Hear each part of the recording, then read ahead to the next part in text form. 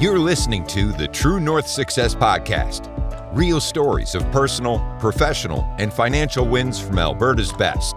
With your hosts, Gary Ma and Amy Kim. Hey, everybody. Welcome to the show. Today, my special guest is Patricia Morgan.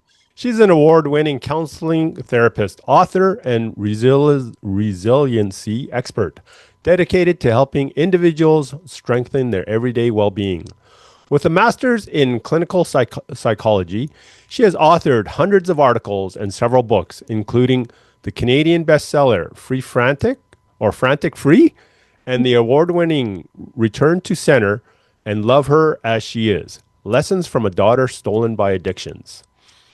Patricia is a past president of the Canadian Association of Professional Speakers. She is a recipient of Spirit of Caps Award and was named Woman of Vision by Global TV and the WCA. Known for her meaningfully fun delivery, she empowers audiences to embrace their inner strength.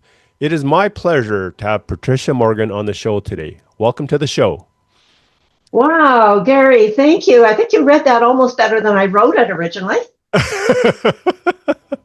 So I gave a quick overview of your success, but can you fill in the details of what you do, who you serve, and how long you've been doing this for? Doing this. Well, we have to define this. So I have two main roles. One is a counseling therapist, and the other one is a professional speaker.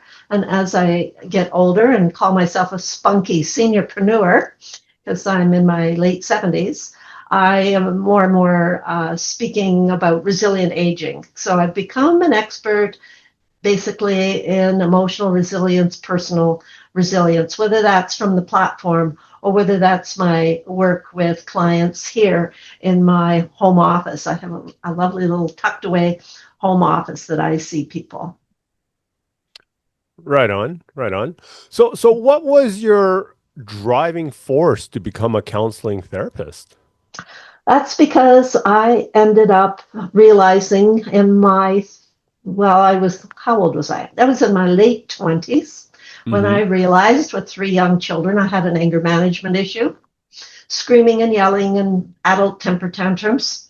And the day I caused some physical harm to one of my kids, this is quite revealing for some people, I went into therapy. And 10 years later, I was a therapist. So really, it was from your own experience. Absolutely. That you wanted to perhaps help others. Yes, which reminds me of one of my favorite quotations by the philosopher Hillel. If I am not for me, and that's years of therapy and investment, it's the best investment you can make in yourself. If I'm not for me, who will be?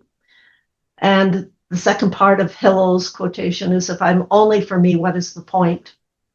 So when we draw in experience, when we draw in healing, when we draw in skill, what are we going to do with it? I took all those courses on what was life purpose. What's the purpose of my life? And I concluded after filling in little charts and feeling guilty that I didn't have everything in balance. I'm not a big fan of life balance. Good grief, when the newborn baby came along, it was all about the baby. And I'm not going to feel guilty about not meditating, for a while. So, I say, know your strengths and gifts and give what you can. That to me is life purpose. Know the skills and talents that you have and give what you can. That's about it. So how do you find those talents, within yourself? How do you go about that? Oh, I love that question. Who comes to you and asks you what questions? Hey, Gary, can you help me find my dream home? Hey, Gary, what's happening with the real estate market right now? You really pay attention to what people come to you and trust you for. And there are inventories online. You can take a Myers-Briggs inventory. It's available online right now. In the Second World War, the Myers-Briggs inventory, developed by 2 women, by the way, who were studying Jungian psychology, developed the Myers-Briggs to decide which woman would go into what position in the factories when all the men went off to war during the Second World War, and they had to quickly place them doing different jobs that they'd never had, because up till then, woman's place was in the kitchen, right? And then that changed. Although I had a grandpa that was still using that line in the 1950s and the 1960s, you women belong in the kitchen. So the Myers-Briggs is wonderful. You just Google Myers-Briggs. And also Martin Seligman, who is the founder of positive psychology, developed what's called a VIA signature strengths. And you take a questionnaire, 240 questions, and your top 5 strengths come up. Wow. And it's so affirming, very affirming. So there's 3, I've just offered 3 ways that if you're unsure about what gifts, strengths, skills you have, take an inventory and pay attention to what people come to you and ask you for. There's also, I'll add a 4th. What is the activities that you do that energize you and don't deplete you? Organizing depletes me. Having a great talk like I'm having with you, Gary, energizes me. Like you can interview me anytime. Right on. So tell me a little bit more about your journey to become a professional speaker, because that's a little bit unusual, and for a lot of people, it can be pretty scary. Oh yeah, there's the old saying that people would rather be in the coffin than give the eulogy, right? So yeah, professional speaking or even public speaking is a concern and a fear for people. Oftentimes, I'm moving into my therapy. I jump from being a professional speaker who can be outlandish, and you have to have some fun from the platform, or it's boring. And then the soft, lovely, engaging therapist. But for many people, they got shamed in the classroom with all the students laughing or jeering or taunting and teasing, right? And so I see clients that can hardly speak up for themselves because they wanted to disappear. So yes, it is a scare for many. For me, I grew up with saying you talk too much, and I remember calling my mother and saying, "Remember you saying I talk too much? Guess what? They're paying me now." So earlier years, I was doing parent education. I was an early childhood educator. That's why it was so shaming when I was yelling and screaming and having temper tantrums with my own children, and my own wounding from my own childhood came up, and I couldn't contain it on my own. I needed help, and I've had some wonderful therapists.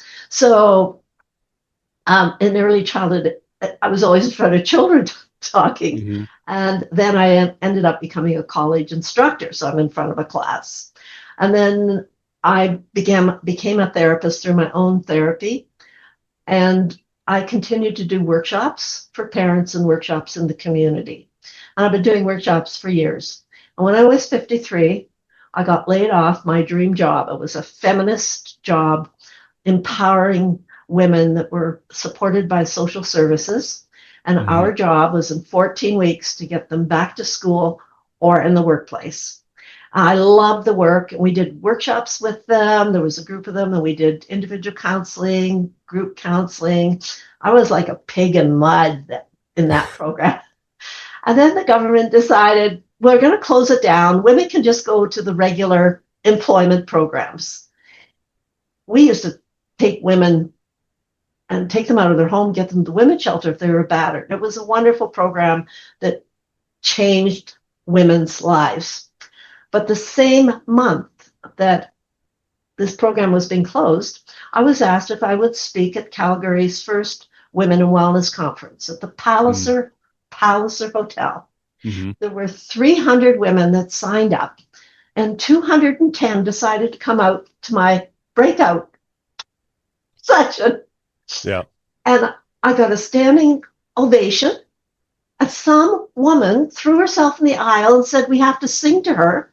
And they sang, for she's a jolly good fellow, for she's a jolly good fellow. I'm just standing there going, so the organizer came to me and said, Patricia, I know you're being laid off at the end of this month. And look at all the excitement. And I said, uh-huh. She said, well, we get phone calls a lot. Would you like to go and speak at women's conferences? I said, oh, Mary, the $400 you paid me was nice, but I must have put in 40 hours getting ready to do this because, bigger audience. Right. She said, Yeah. well, you see our keynote speaker, Linda Edgecombe? I said, uh-huh. Oh, my phone's ringing, but I'm going to not pay attention. It will stop on third ring. Anyway, they said, you know what? We paid her $5,000. We put her up at the hotel here, and we flew her here. Wow. I said, you better introduce me. So I got introduced to Linda Edgecombe. She's a well-known speaker in North America, humor out of the yin-yang. And she looked up, she's busy selling books.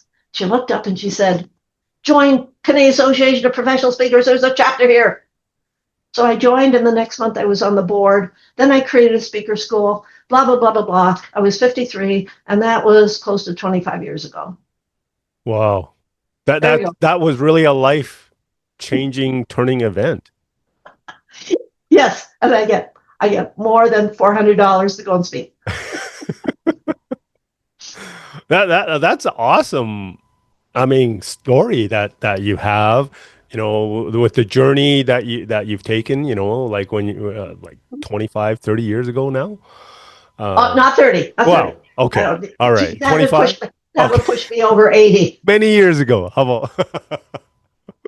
I was 53. I'm 79. You do the math. So you're good at math. You're a realtor. You're good at math, right? So I mean, from that journey, what kind of sets you apart from the competition? Like, what comes easy to you that others might find challenging? When you get feedback, you pay attention to it, and anybody can find it. You know that anybody can find information on the internet these days. Yeah. So you got to go to differentiate yourself. Oftentimes, you can differentiate yourself with education, knowledge, but personality often trumps. So, but those combinations are important. You have to have credibility with an audience around your experience, your success, your education, right?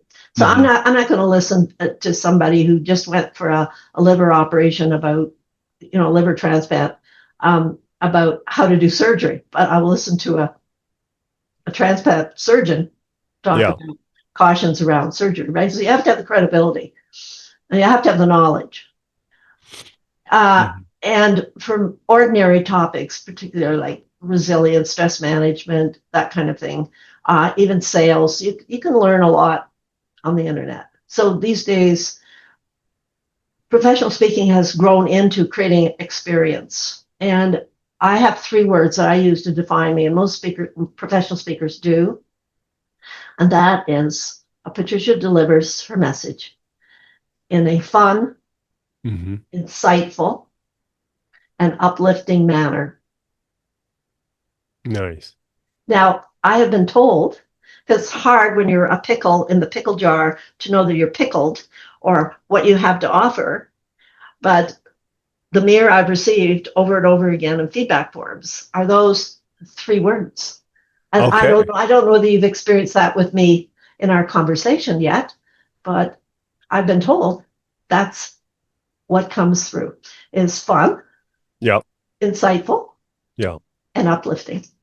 Absolutely. Like this conversation are all, more than that, those 3 words, right? Right. And so what are the 3 words that, might describe you? And that becomes a brand. And it has to, I remember my friend Roger Grant, he's a branding expert. One of the wonderful things about the professional speaking world is we have such diversity, but what do we have in common? We make some money from the spoken word. Yeah. I've got friends now that are salespeople, and I've got people that are motivators and energizers and fitness people. Oh, some of the fitness health people, they hang from ropes and they bike in the snow and they do all kinds of activities I don't do, but they're my friends because we're in this community together. So if any of your listeners are interested, there is the Canadian Association of Professional Speakers, which you have this diverse population that we share some of the tips and strategies to deliver our message. Right. Well, speaking about tips or suggestions, what would you give someone who wants to be more successful? Decide what success means for you. Right. I've already shared my little formula for life purpose, which to me is success, and that is know your gifts and strengths and give what you can.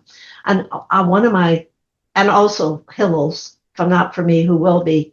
And if it were only for me, what's the point? What is knowing the difference that you can make in other people's lives leads to success, I believe. Mm-hmm. Right? So what do people want? What are they struggling with? Whether it's to find the right and perfect home for them, find their heart place to land, and you help with that, right? And I help people with trauma, and I also help audiences to know that they're lovable, they're capable, and most definitely they're resilient. No matter the challenges that face them, they can either stay steady or fall down and get help to get back on track. And I do want to share one of my favorite little poems by Emily Okay. Dickinson. Ready? Sure. Yep. Yeah. If I can stop one heart from breaking, I shall not live in vain. If I can ease one life the aching, or cool one pain, or help one fainting robin onto his nest again, I shall not live in vain. Nice.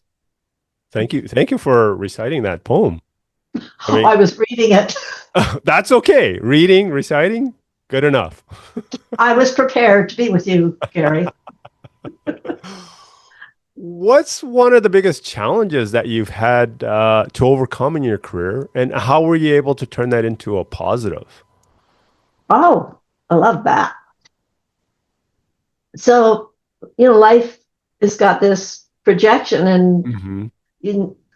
I'm going to use another quotation. I love Sure. I love the Serenity Prayer, and this sustains me, along with Hillel's quotation, and that is, "Grant me the serenity to accept what I cannot change, the courage to change what I can, and the wisdom to know the difference."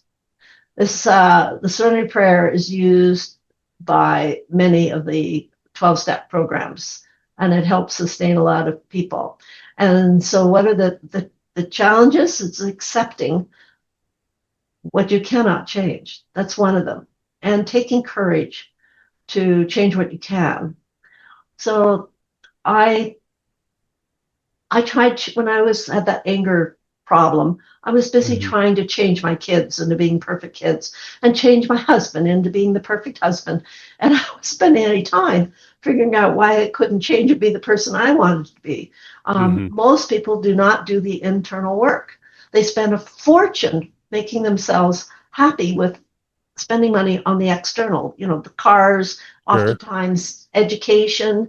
Yep. Just because I've learned that just because you have a PhD, you're not necessarily feeling happy or content. Happy is overemphasized. Mm-hmm. The whole happy. There's a thing called toxic positivity. It can go too far.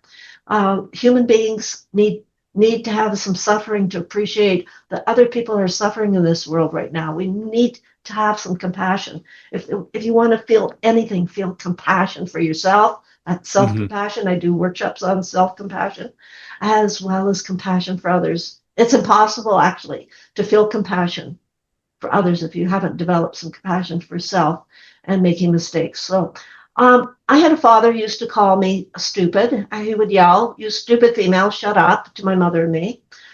So I believed him. I was a little kid. I believed him, and I failed grade 7. Oh, my goodness. Are you hearing the phone or not? Or is it just me? No, there's no Oh, fear. that's wonderful. But I'm just hearing it. All right. So back to my challenge. So there we go. I believed I was stupid. So I took that belief. As you believeth it, so it shall be. Right. Thoughts are very powerful, and yet they mean nothing. They're just thoughts. So I thought I was stupid. So I failed grade 7. I dropped out of high school. I married a guy who was at the age of 16 was in university and graduated with an honors degree at 20. And I just thought if I'm married to him, it doesn't matter that I'm stupid. But Right. it did matter that I believed that, because boy, did I get twigged, Mhm. activated into anger and incompetence and a lot of nasty, self-talk. So that was Yeah. probably my biggest challenge, and it took me a lot of courage to take my first university class when I was 30. Mm. Then I think when I moved to Calgary, Hmm. we were 40, and I was isolated, and my mental health took a dip. Mm. I will say this: we are hardwired for connection. My book, Return to Center: Simple Strategies to Navigate Distress, Depression, and Hmm. Disconnection. That word disconnection is very, very important. If you do not have a support group, your mental health will be challenged. Isolation and the work on loneliness, the research on loneliness tells us that loneliness is equal to smoking 15 cigarettes a day. Mentally and physically, you will Wow. suffer in isolation. It's very well studied by Julianne Holt-Lunstead, 10-year study. And then the Surgeon General of the United States, Vivek Murthy, put out a book, I believe in 2021, called Together. And he also emphasized Julianne Halstead's research as well as other research, and basically says we need to build community. We need to build connection. And so that one time that I did not have connection Yeah. was, yeah, I was lying to my family. I would tell them, "Oh, I'm tired at 7 p.m. at night. I go to bed. I'd get the kids off to school and they go to bed. I would have supper ready, but I was sleeping." And that went on for 4 months. If I went to a doctor, I probably would have got um, diagnosed as clinical depression. But Mm. January, I said, enough, enough. And I started volunteering, and I took a course. And where I was volunteering, I didn't finish the volunteer training. They hired me, and I became a family therapist for 3 to 4 years. And yeah, my career's how I've been a career counselor, family counselor, couple counselor, marriage counselor, and individual therapy for trauma. So I've had a lot of different, but that's my golden rule: stay connected. I mean that's a fantastic rule. And your thoughts about doing the inner work. Mhm. Um, like that is, I think in my opinion is huge because a lot of people don't want to do that work. They don't want to actually see what's going on inside. But I, you think it, you Hmm. make you. I'll Hmm. do this with audiences. I say, okay, take your hand, touch your heart, and say, I make me. I make me, Yeah, and then look at me and say, you make you. you make you. Yeah, so I make me, Gary, and you make you. And then I add, by the way, Gary, you did a great job. Hmm. Thank you. Yeah, but how are you making you? Hmm. How are you making your thoughts? Are you thinking the thoughts you want to think? If you keep thinking the niggly, put down, critical, sarcastic, I'm stupid, whatever thought in there, I'm not good enough. Yeah. Yeah, what is that thought doing to you? Right. And Right. what's going to happen if you keep thinking that thought? And then what do you really want to think? And what Yeah. would support you? And then if you are having trouble managing the thoughts, and even a smell or somebody's words or something that you see activates your nervous system and that you're not feeling safe, that's usually a signal. Also, nightmares of unresolved trauma. Mm-hmm. And that usually in the past, usually something happened, and there is lots of people, something like close to 70% of people have had what's called adverse childhood experiences. If you're interested about whether you have childhood trauma, look up adverse childhood experiences. And there's a score. Again, this was Mm-hmm. a over 10-year study, adverse childhood experiences, that talks about emotional, verbal, physical, sexual abuse, and neglect. Right. Right.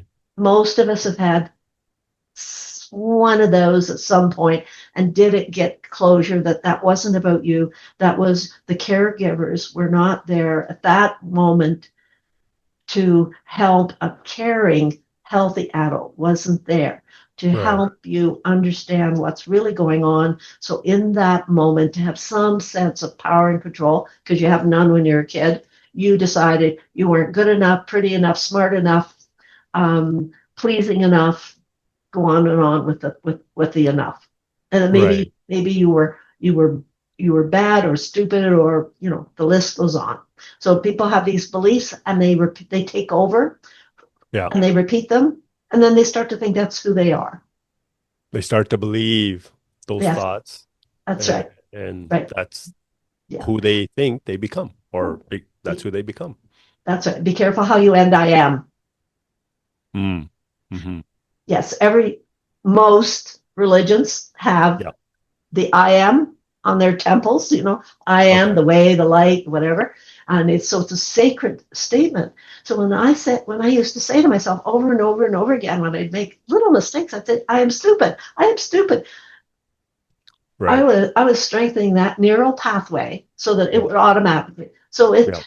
it takes time to do the inner work to say, oh, you little patsy. That's not Mm-hmm. true. That was your Mm-hmm. dad passing on generational trauma. He didn't Right. get out of grade 8. So when you start to do the inner work Yeah. and realize that lots of messages got planted in this innocent brain. Let me show you something. Okay. Yeah. She doesn't have any of this, and she's not the most beautiful thing in the world at all. But adults say things, do things, and she ends up with these neural pathways. We have to Mm. be careful what we put in little darling's brain. Right. Right. Absolutely. So most of us have a little me in there Yeah.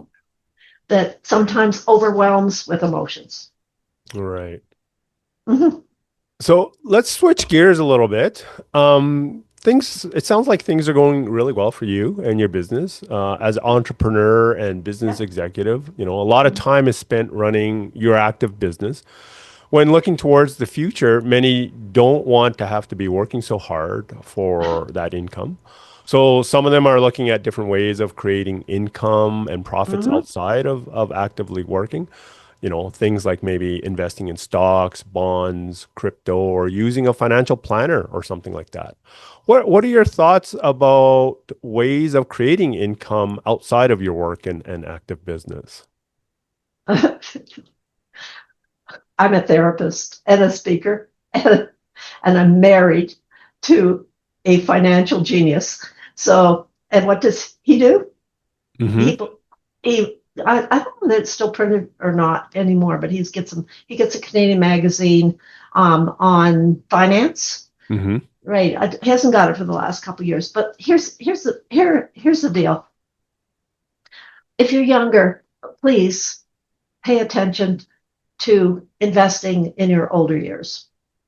And my husband and I have done very well in doing that.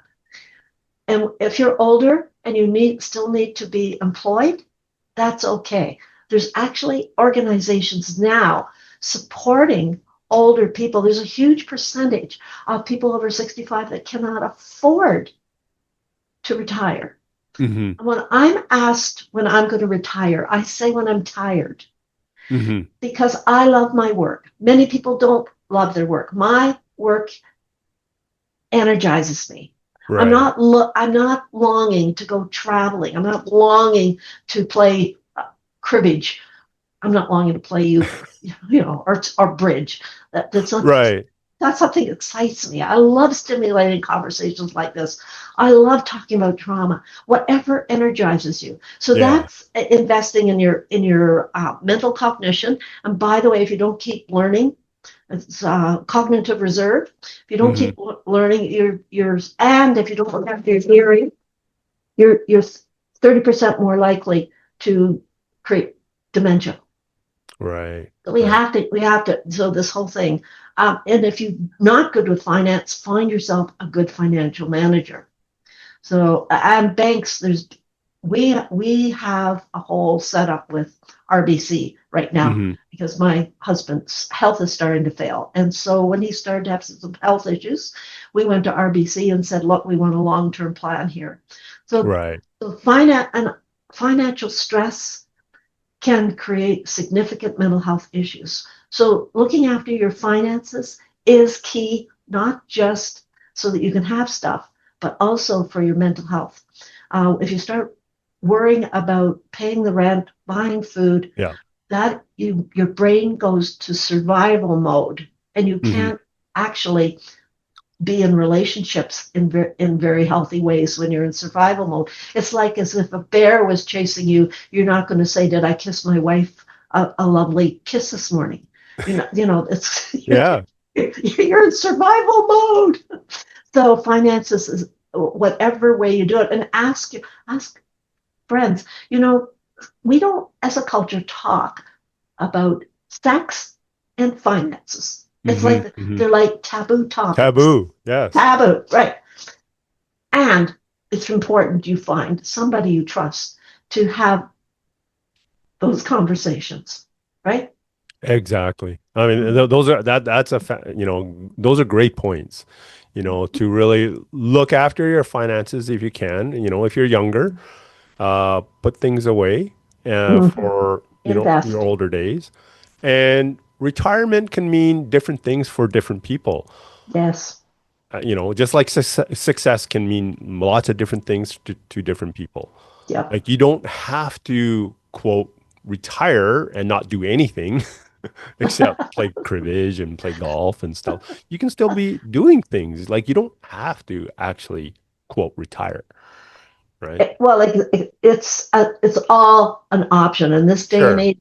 All Absolutely. an option, and the older workforce has a lot of experience and knowledge, and to put that together with younger generation, it's pretty powerful. There is an organization that's operated by my friend Jeanette Anderson called Matrapreneur World, and she is supporting older people in Hmm. either starting a business or expanding their business in their retirement years. And she's got some interesting statistics about the number of older people that financially cannot retire. Mm. She herself uh, lives what's called the laptop lifestyle. She does not have a Okay. home, does Yeah. not have a home. She travels with her laptop and does her coaching online. So she's chosen, and about 65. So Okay. she's chosen that route. I'm pretty home based, Yeah. other than my speaking. I'll Right. travel for that. I'll be in where will I be? I'll be in Halifax in May, and Okay. probably in June, Lethbridge. Yeah. Yeah. Easy travel. But Right. Right. yeah, each individual has to decide what is my plan for when I get older. And there are people that get a nice package from a corporation, but a lot of that is changing in this day. And we have a lot of people that are entrepreneurs running their own business, and they have to think about socking away so much every month so that they have security in their older years. And we are living older. I mean, the expansion, Hmm. the 65 line, I think that was created in 18 something. And like it's very outdated. Look at me. I'm 79. I got a lot of life in me. I'm not. Yeah. No, no, I got life in me. No, you do. Like that. That's fantastic, right? As we're wrapping up our interview, what kind of exciting plans do you have in the works in the next 6 to 12 months? Oh, Well, in May, I will be in Halifax. I'm on the national board of the Canadian Counseling and Psychotherapy Association. I represent all the counseling therapists in Alberta and the Northwest Territories. It's a great honor. And I also will be presenting there Parts Work 101 Ways to Heal the Inner Child. I also, when I call myself Little Patsy, doing that. So I'm very excited about that. Our younger daughter, has moved from Amsterdam. She lived there for 13 years with her husband, to Spain. And she and her husband are quite savvy. So I have a daughter and a son-in-law who have retired to Spain, and I'm looking forward to their swimming pool. That's probably going to be in September. Nice. So, Patricia, that wraps it up. And thank you so much for your time today and sharing your thoughts and tips with us. It was a real pleasure to have you on the show. And Patricia, if people want to connect with you, what should they do? Please do a search for Solutions for Resilience, Patricia Morgan, and I hopefully will come up on the top page. Solutions for Resilience, Patricia Morgan. Okay. You're also on LinkedIn? I'm on LinkedIn, Facebook, and YouTube. I gave up Twitter when Mr. Musk made it X. Thank you so much. My pleasure. Want to share your success story? Apply to be a guest at truenorthsuccessshow.com/guest. We'd love to hear from you.